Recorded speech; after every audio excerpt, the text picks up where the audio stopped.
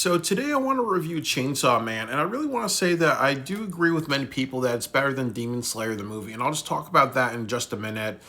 And with Chainsaw Man, I've not seen any of the episodes, the series at all, but I really appreciate this movie, Reze arc, and I do want to say that there's definitely a lot of themes in this, especially you know um, about toxic relationships, manipulation, heartbreak, being young and experienced with love and relationships.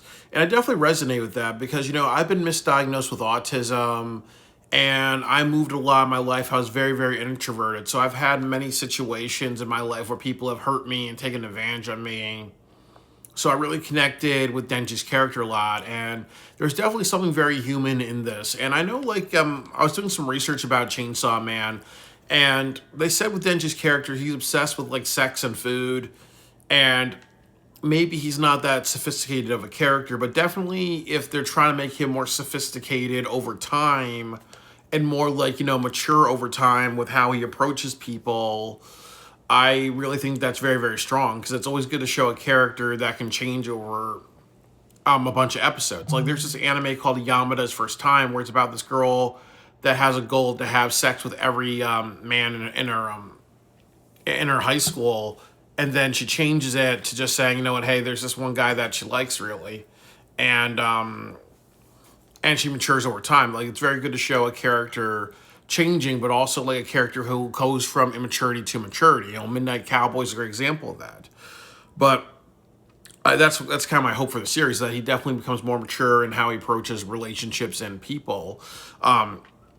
And I will say that, things that I liked about this movie is that, unlike Demon Slayer, this was 100 minutes. And I also appreciate that, unlike Demon Slayer, this is done. The Reze arc is completed by the end of this movie. This is not a situation like Demon Slayer where it's three different movies. And with Demon Slayer, if you think about it, they said it's gonna be 6 years altogether. But no, it's kind of like 4 years for people who don't watch the series. Like, they said like in 2 years you're gonna get part two, and another 2 years you're gonna get part three. And then the other thing about like the Demon Slayer movie that's bad is that there's a lot of spoilers. Like automatically you know who dies, you already know who's gonna win and how the final battle is gonna turn out. So when you have a movie like Reze arc, Chainsaw Man Reze arc, it's all done really. Even if you read the manga, it's all done really, because you're not going to see Instagram say, oh, well, this is going to end and this is how it's going to end. And I also like it because you have all the emotions within this. Like I think, for example, is when I look at Naruto, like the pain arc, where Naruto goes from like that immature kid to now like, like in the more looked at by the village as a leader and a future Hokage. Like that's a very that's a very good arc really. But imagine if that arc was broken up into three different movies spread out for like 6 years, it would not have the same emotional impact. Imagine the first movie being like, Pain arriving to Leaf Village and causing all that destruction and mayhem and his backstory and killing Jiraiya and all that stuff, and it ends with Naruto arriving, and then the second part of the movie starts it ends with it ends with Hinata dying really, thinking that she's dead, and then Naruto's debating whether or not he becomes to become evil, and then the third part's the other part of it is like the ending part. I think that you would have three really powerful movies, but I think you won't have a good emotional investment over 6 years. The same thing with Demon Slayer. I don't think you're gonna have the same emotional investment by spreading an arc over like a period of a couple of years. But in this film, everything about Reze and the Reze arc is done in 100 minutes, so that's good. And I also think that another thing that I want to say about this film that I do like is that there was a lot of over the top animation. Like it was very, very like fast motion and other shit like that.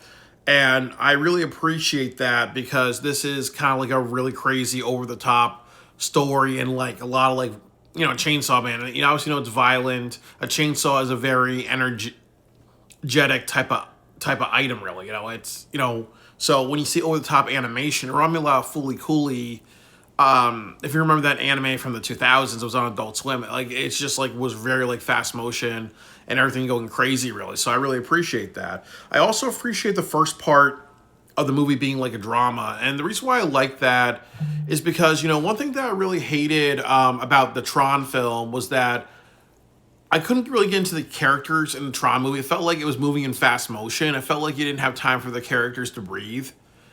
But in this film, you got to know Denji. You got to know that girl Reze, and a few other people. So sometimes you need like a breather. You need like to create an emotional investment, and then you just are off to the races. Really, I think if it just was action and chaos and all over the place, really, then it just wouldn't like grasp you. A great example is All Elite Wrestling. Like a lot of people say All Elite Wrestling isn't that good of a wrestling program, and one of the reasons is they suffer with story. Like the comparison is that when you watch All Elite Wrestling, you're seeing like an 8-man match or a 16-man match or a 12-person match. It's a bunch of craziness and moves, but if you care about all those characters, like in WWE, like there's that famous scene and there's that famous ending episode of SmackDown where you see like all these wrestlers come one after another. You see Big Show, Shane McMahon, The Rock, Kurt Angle, Big Show, Rob Van Dam, and all those people. And the reason why that popped the audience is because they gave you time over a period of years to get to know these people, be invested in these people, and that's important versus something like where you just throw in a lot of action and craziness all together, really. And I feel like that's what I like about this film. Like there's a lot of action, violence, chaos, and craziness in the second part, but the first part they get you to slow down, introduce you, maybe catch you off guard a little bit, like saying, "Oh, is this a drama, or how is this going to pay off, really?" And that's also important because in good storytelling, you may want to like swerve people a little bit and then go back to your plan, really. Almost like in the film The Texas Chainsaw Massacre. If you watch The Texas Chainsaw Massacre, the first part of the film before they arrive at the Sawyer family is a bunch of people traveling. It's like a travel video through Texas, and you slowly build some suspense and some mystery, and then you get to the other part of it. In this film, you kind of get the first part, which is, a little mystery. Who is Reze? And then also, they have like this really romantic teen drama in the first part. Then the other part is kind of like, a horror, an action horror film type of thing, really. So I kind of like how it's split into parts. You get to know the characters, you get to emotionally invest in them, and that's good storytelling. And then I would also say that, in a lot of good movies, you do that. You have to set up characters before you put them on the journey. And that's a lot of good storytelling. But when you look at that versus Demon Slayer, like Demon Slayer is a very complex movie, because there's flashbacks, there's cutaways, there's, throwing you into the movie and you don't really get to know these characters that well unless you watch the series, but there's enough for a person who's never watched Demon Slayer to kind of figure things out, really, as you go along, really. Like, this movie Demon Slayer is a very, very complex story, and it turns off people, and it's also so long that you have to watch it a couple of times to kind of get it, really. It's like reading a novel in fast motion, really. It's like reading a 500-page novel and not a lot of time, really. You have to reread it a couple times to get everything. But with this one, it's very, very simple. And that's important because sometimes, complex stories are really good, but they have to be executed well. Like Pulp Fiction is a complex film, but people like it because of its complexity. But Demon Slayer, I feel like in a way it turned off a lot of people because a lot of people say like, okay, we want to start a drinking game every single time you see a flashback. But here, the storytelling is not that complex, really, and sometimes that's good. The other thing is that I do want to talk about the negatives. I'm not a fan of animation that goes into fast motion, because sometimes when you watch it, you see people running and it looks like the animation sped up a little bit. So sometimes that's cheap to me, because it's almost like, if animation and whatever, like there's complicated scenes and you're just like putting it in fast motion, fast motion, fast motion. That's not that hard to do. I also think that I think his name was Beam, like he was like the Shark Devil or something like that. I didn't like his character, but because he was kind of like very, very over the top, really. But I also understand in a lot of animes, and this is kind of like an anime that follows a very typical formula. Usually in many animes, you always have that very zany and over the top character, almost like super cartoonish, really. Like for example, Dragon Ball Z, there's Majin Buu. In Pokemon, you can even argue Team Rocket is like that. Or in Cowboy Bebop, like knocking to heaven's door, you have the old people acting a little crazy and silly. In Dragon Ball Z, you do that throughout the whole series. You have like these kind of off the wall characters, Majin Buu. There's the Ginyu Force who do their silly poses. So you always kind of have like that little like over the top character. So sometimes when you're telling a story, it actually hurts because you're almost like throwing comedy under the bus. Really, it's almost like AEW. Again, it's like you have the Young Bucks and other people kind of like ham something up really in a very serious moment. So I'm not a fan of characters like that, but it's also kind of like predictable. So with Demon Slayer the film, it follows Denji, and what happens is that during a rainstorm, he meets this girl called named Reze, and she works at like a coffee store, and she's kind of like over the top on him. And I think that as I said, for some people who don't watch who don't watch Chainsaw Man, I hope I'm not calling it Demon Slayer, but sometimes for people who don't watch Chainsaw Man, you don't really get what this is about, really. That usually Denji runs into situations where people know that he's 16 years old, he's naive, he thinks with his hormones, he doesn't have a lot of life experience. So you don't get that he's always in a consistent pattern of people taking advantage of him. So when you watch this film as somebody who's never watched Chainsaw Man before, you kind of tell yourself, you're going to go along with the ride like Denji and find out that this is just a manipulative cunt. And then if you've watched Chainsaw Man and you know how he's being manipulated, then that's like a different film for you, and that's kind of like interesting because films are like art, really. Everybody sees something different in it. Sometimes people know the source material a lot more, so they're gonna look at it through a different perspective versus a new person. But she's in love with him. She's kind of like like a perfect girl. She actually teaches him how to swim, really. And I kind of said something in my notes that it reminds me of like what Freud talks about, that people marry their own mother, really. And sometimes in relationships, there's always stories of like, a lot of women dating older men or men with a lot of money because of the daddy complex. Like sometimes there's some women who don't have fathers or don't have good father figures. So they try to date older men because they have daddy issues, daddy complex.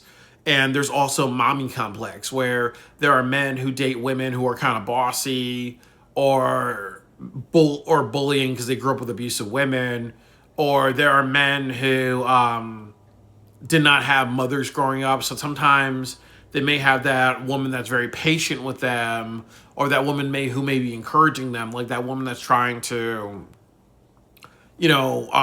want their man to do better, like an emotional support.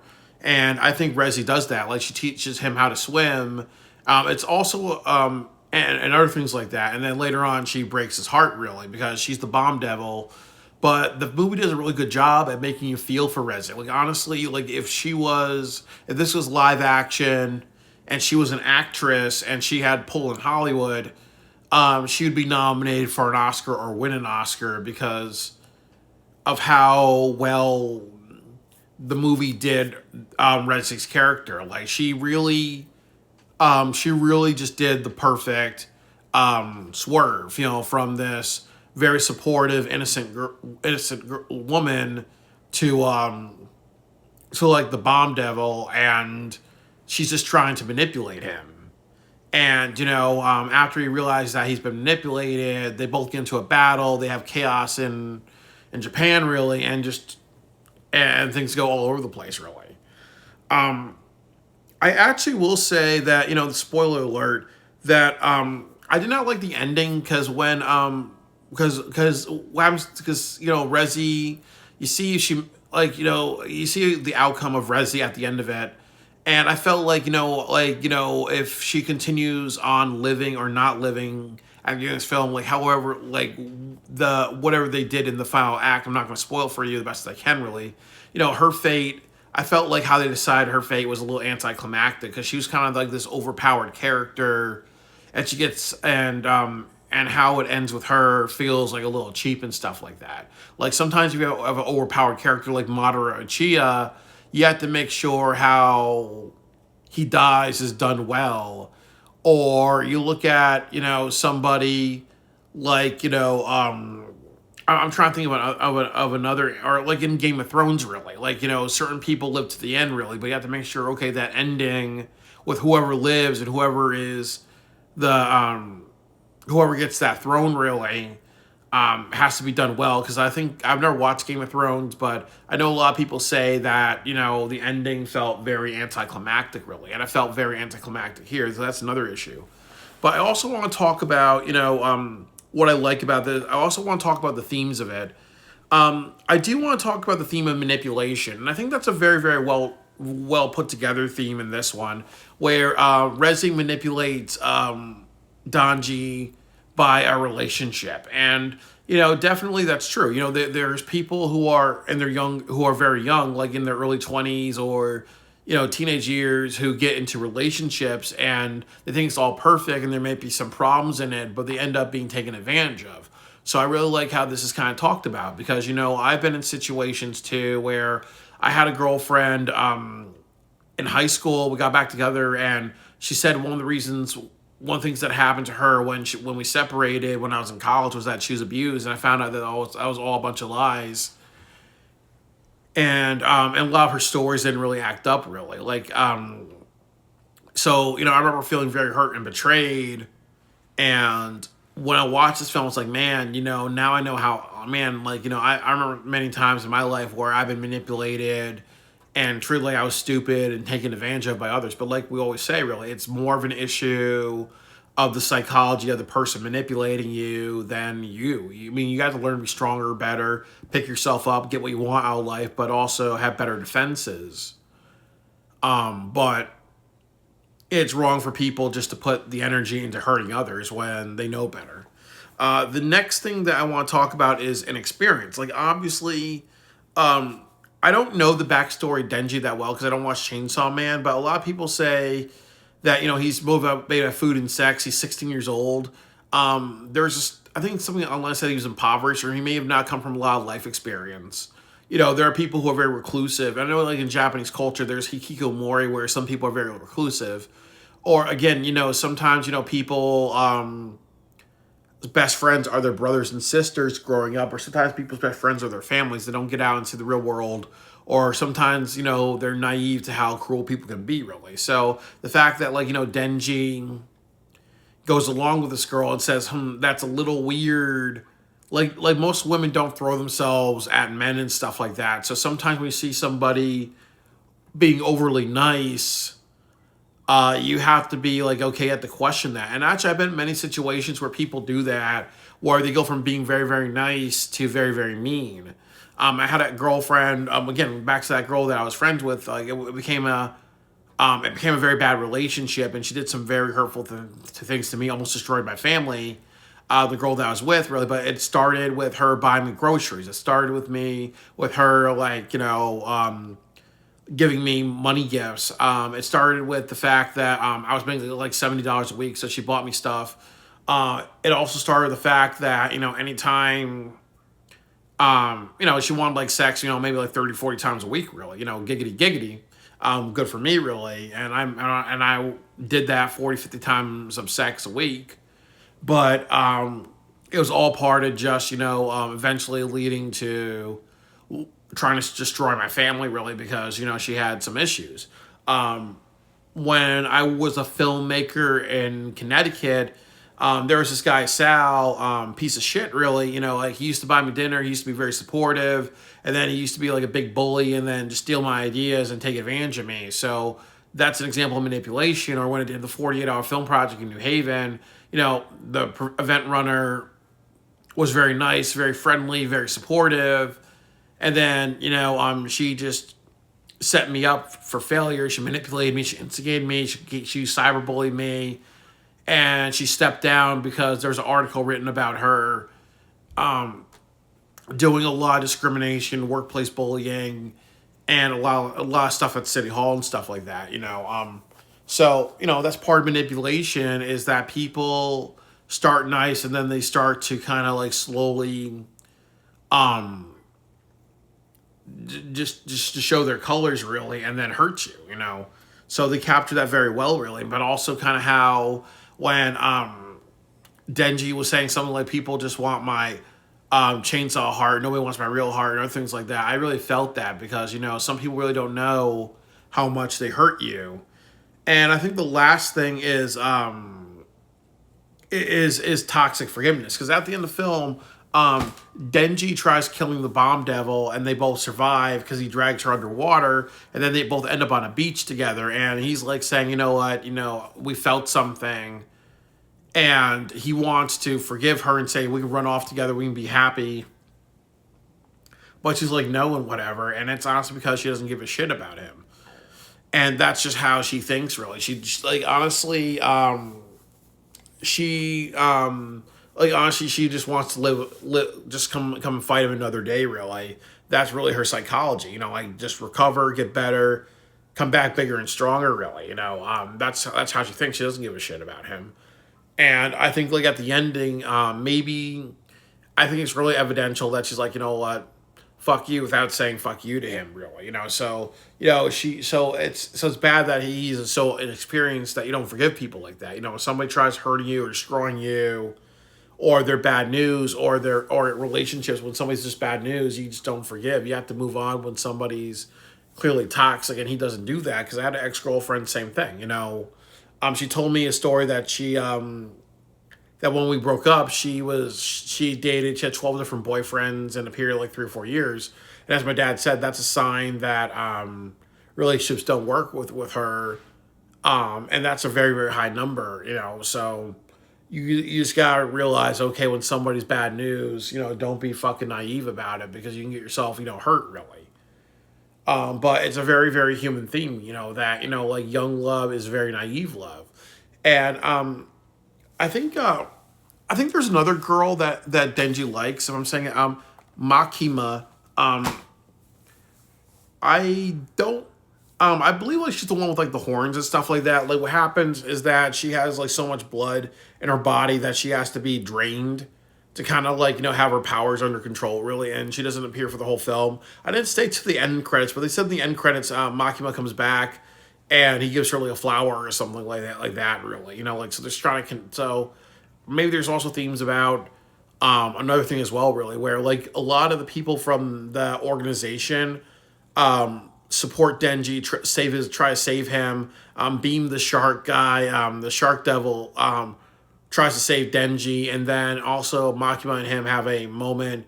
It's bad if they, because if you want to put them in the end credits, don't do that. I mean, and end credits just means to show the credits, and then after that they have a segment. That should have been the movie. They wanted to establish connection, really. But I think another theme about this is what happens when you say to yourself, what, people are after me, people are against me, but I do have my peeps, really. That's something that Denji has to learn, that organization, there are people that would die for him and respect and care about him, or just are okay, what, we need you, you're an asset to us, so we're going to do anything to protect you, really. So you got to gravitate towards people who give a shit about you. And I think that's very, very important. That's one theme about relationships and life and people in general. And that's something I learned the hard way. You got to gravitate towards people who care about you. If something looks off or somebody's overly nice, really, you have to really give that time, really. And if it turns into manipulation or there's a switch and it's a bad switch, you gotta say, okay, then it's more like a manipulation. I gave Demon Slayer, I gave it a B minus, because there's definitely a lot of issues with the film, really. I understand it's doing groundbreaking things, really, but honestly, as a story and everything together, it's really a B minus. This film, I would say it goes on the. I would say like I do not give Bees because Bees is very average. I would give Demon Slayer. I think no, I would give Chainsaw Man. Demon Slayer, I would give like a B minus. Infinity Castle, but this film, Chainsaw Man, the Reze arc, I would give it like an A minus. I think this is one of the best films I've ever seen. But I also feel like it was very digestible. You understood the characters. You didn't need 2.5 hours. I wasn't falling asleep. I was very well entertained. I would love to watch this again and again, but I'm way too fucking busy really, and I'm happy that I watched this one time and I got everything instead of just Demon Slayer where I watch it 4 or 5 times. When somebody has to watch a movie 4 or 5 times when people are falling asleep in the audience, you clearly made a bunch of mistakes as a filmmaker. But in Chainsaw Man, they didn't make those things didn't happen really. So I think I would recommend this film if you're an anime fan. This needs to be a film that you should see really and should support because it says that in the U.S. and anywhere in the world you can put anime into a theater and it's next successful. It's not just something that people watch online in a small group really. Anime does have a place in American cinemas and also adult animation as well really. Meaning that, it's not just, Pokemon or things for the kiddies. It can be R-rated stuff like Chainsaw Man and Demon Slayer Infinity Castle. They both deserve all radar anime does deserve a place in movie theaters. Anywhere in the world, including America, and Infinity Castle of Demon Slayer and Reze Arc of a Chainsaw Man. They both deserve a place in movie theaters, and I'm happy with all the success that these movies are gaining, and hopefully we can see more like anime films in theaters because it should always be there.